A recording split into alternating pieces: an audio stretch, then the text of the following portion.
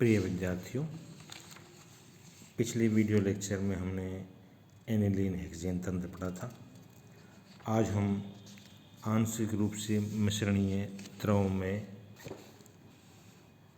ऐसे द्रवों की व्याख्या करेंगे जिनके क्रांतिक विलयन ताप उच्च हो और जिनका क्रांतिक विलयन ताप निम्न हो। तो सबसे पहले हम फर्स्ट वाले केस को लेते हैं कि वे द्रव युग्म जिनका क्रांतिक विलयन ताप उच्च हो। तो देखिए, कुछ ऐसे द्रव होते हैं जो कि दूसरे में एक निश्चित सीमा तक तो विलय होते हैं। ये द्रव आंशिक रूप से मिश्रणीय द्रव कहलाते हैं।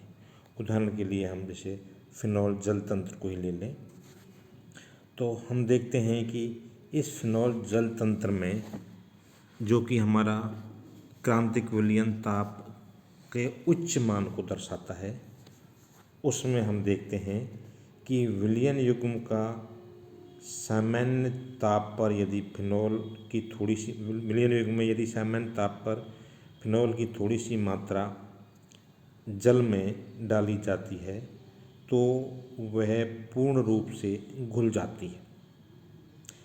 धीरे धीरे फिनॉल की मात्रा बढ़ाने पर एक स्थिति ऐसी आती है जबकि फिनॉल का जो डिजोल्व होना वो बंद हो जाता है और दो द्रव सतह पृथक पृथक होने लगती है। ऊपर की सतह फिनॉल की जल में संतृप्त विलयन होता है, जबकि नीचे की सतह जल का फिनॉल में संतृप्त विलयन होता है।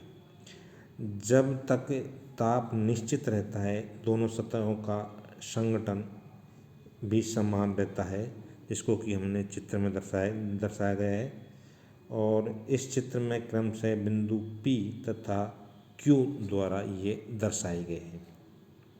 इस अवस्था में कुछ फिनॉल अथवा कुछ जल और मिलाने पर दोनों विलयनों की मात्राएं बदल जाती हैं, परंतु उनका संघटन परिवर्तित नहीं होता है। उपर्युक्त डायग्राम में PS फिनॉल की जल में विलेयता वक्र को तथा QS जल की फिनॉल में विलेयता वक्र को प्रदर्शित करती है, जो विभिन्न तापों पर उसकी पारस्परिक विलेयता को दर्शाती है। वक्र PS बाईं ओर वक्र PS के बाईं ओर के किसी बिंदु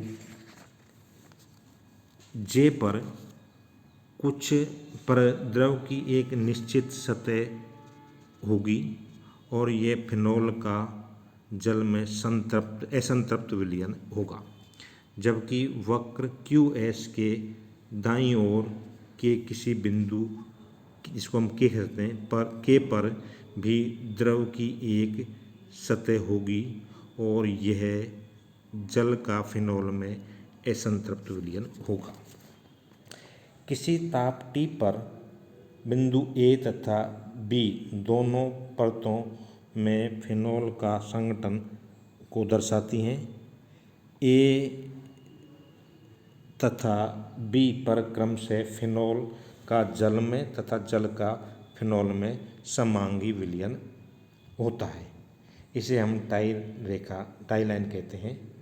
और A B के मध्य कोई बिंदु C दो द्रव प्रावस्थाएं दर्शाएगा, जिसका संघटन क्रमशः A तथा B द्वारा दर्शाया जाएगा।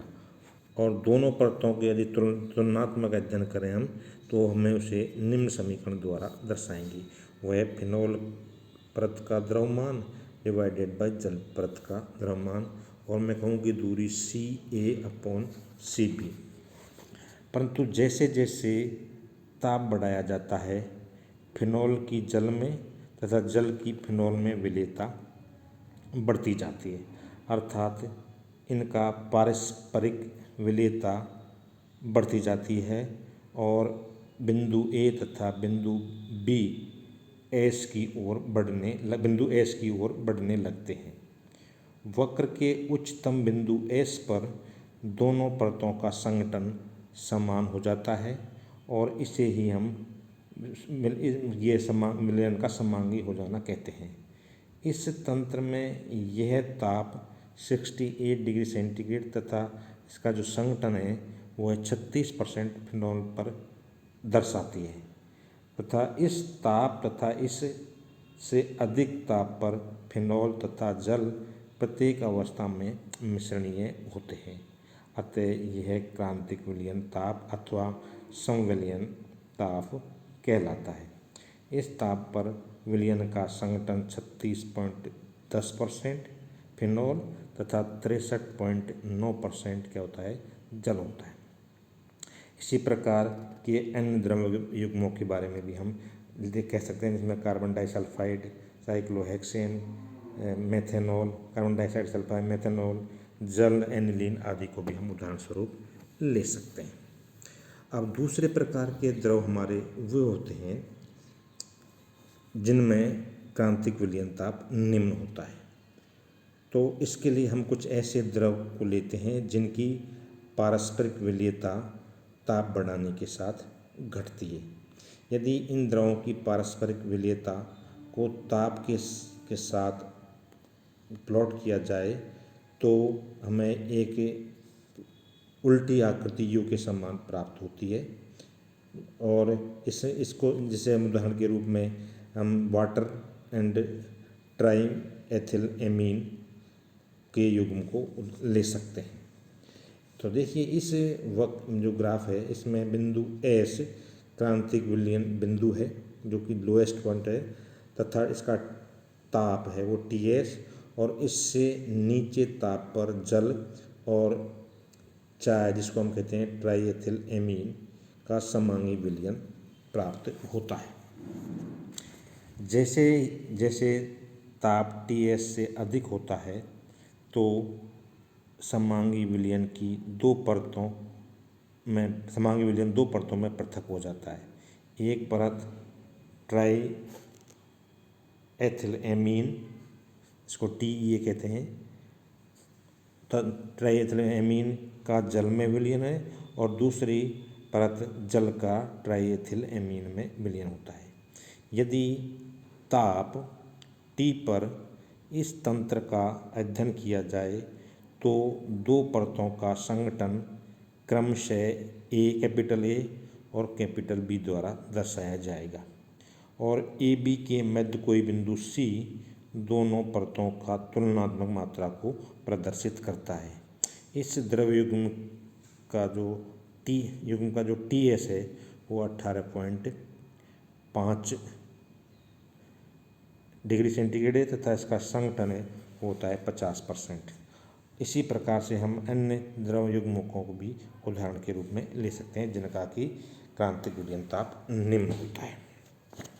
अब कुछ हमारे जिसको या मैं कहता हूँ कि तीसरे प्रकार के कुछ ऐसे द्रव युग्म भी हैं जिनमें उच्च एवं निम्न दोनों ही क्रांतिक विलयन ताप को होते हैं। तो ऐसे उदाहरणों में हम देखें तो जो हमारा ग्राफ है जो विलयता है वो एक साइक्लिक रूप में हमें प्राप्त होती है। तो ऐसे द्रव युग्म जिसमें उच्च व निम्न दोनों ही क्रांतिक विलयन ताप होते हैं, इन द्रव युग्मों की पारस्परिक विलयता एक चक्रीय होती है, वक्र चक्रीय होती है। उदाहरण के लिए निकोटीन जल को तंत्र को यदि हम लें तो इसको हम चित्र में देखें तो किसी ताप T पर चक्रीय वक्र के अंदर किसी बिंदु C पर दो सतह होती हैं, निकोटीन की जल में तथा जल की निकोटीन में। इन सतहों का संगठन क्रमशः कैपिटल A तथा कैपिटल B से संबंधित संगठन होता है और इसे हम इस चित्र में देखें तो इसमें S उच्च क्रांतिक विलयन बिंदु है तथा दूसरे तरफ देखें तो S डैश निम्न क्रांतिक विलयन बिंदु है। इनसे संबंधित ताप Ts जो कि 208 डिग्री सेंटीग्रेड तथा Ts डैश 60.8 डिग्री सेंटीग्रेड है तथा S व S डैश दोनों ही विलयनों का संगठन भार से 32% निकोटीन होती है। चक्रीय वक्र के भार किसी भी ताप पर निकोटीन एवं जल पूर्ण रूप से मिश्रणीय होते हैं। इस तंत्र पर दाब के प्रभाव का भी अध्ययन किया गया है और ये पाया गया है कि दाब बढ़ाने से दोनों क्रांतिक विलयन ताप एक दूसरे की ओर बढ़ते हैं और किसी ताप पर दोनों द्रव पूर्ण रूप से मिश्रणीय हो जाते हैं। तो इस प्रकार से हमें एक वक्र मिलेगा जिसमें हम उच्च व निम्न क्रांतिक विलयन तापों की व्याख्या कर सकते हैं।